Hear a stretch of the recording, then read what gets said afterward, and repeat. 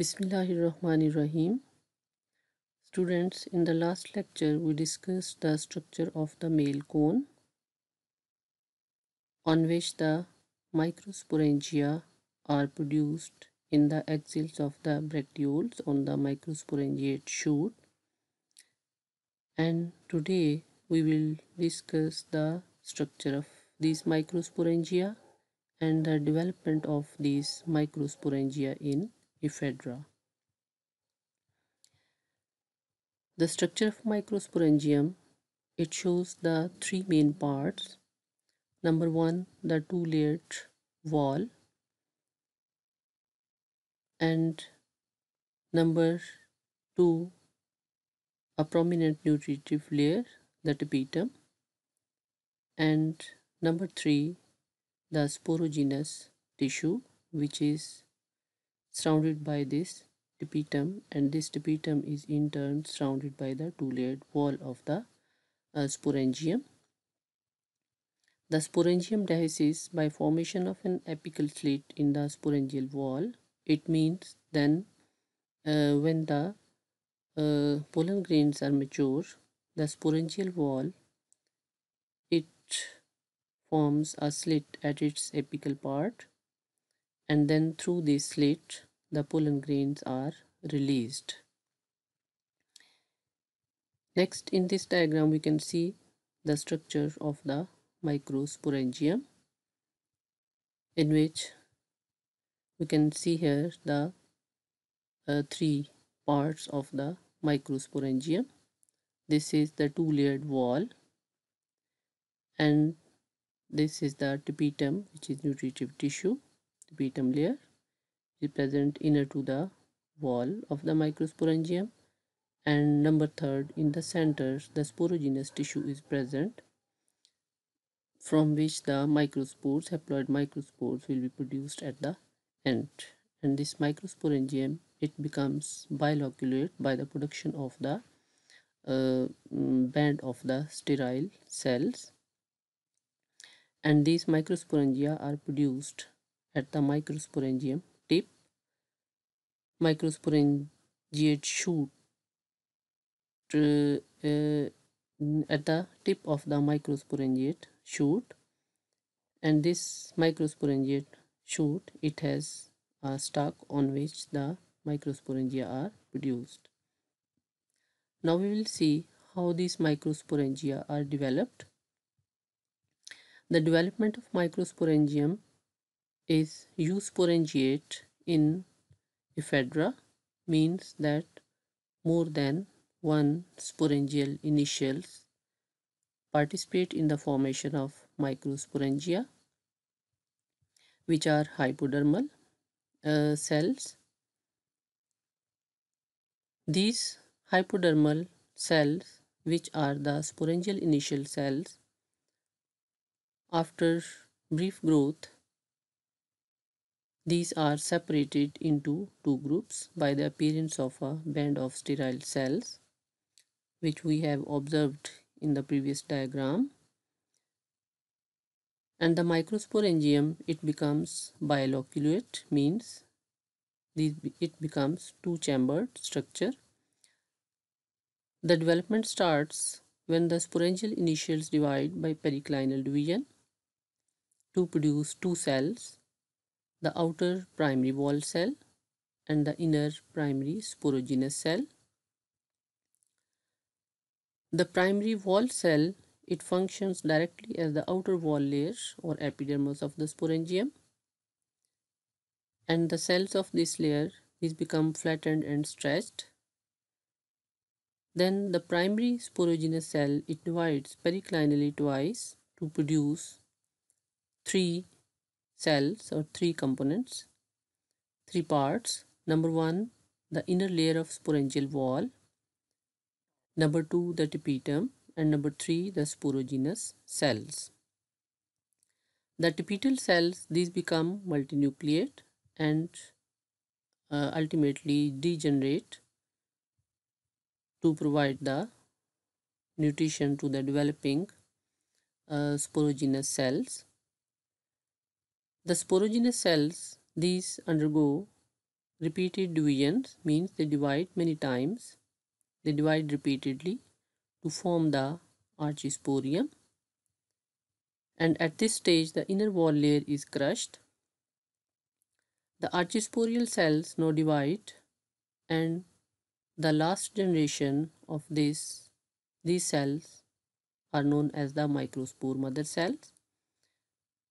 And then in each microspore mother cell, reduction division will occur, and each microspore mother cell will produce a tetrad of the haploid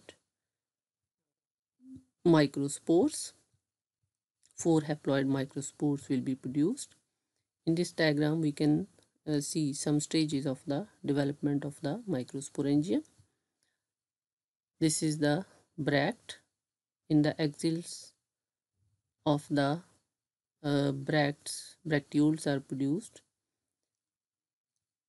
and in these axils, here some hypodermal cells, they act as the sporangial initial cells, and these sporangial initial cells, after some growth, they are divided into two groups to form the two chambers or two locules of the microsporangium by the production of the cells which are produced in the center of this, and these cells they form a band of the sterile cells.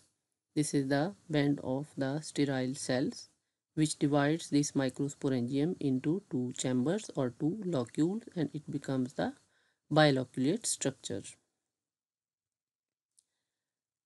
Then the sporangial initials, they divide into two cells. One cell is the outer cell is the primary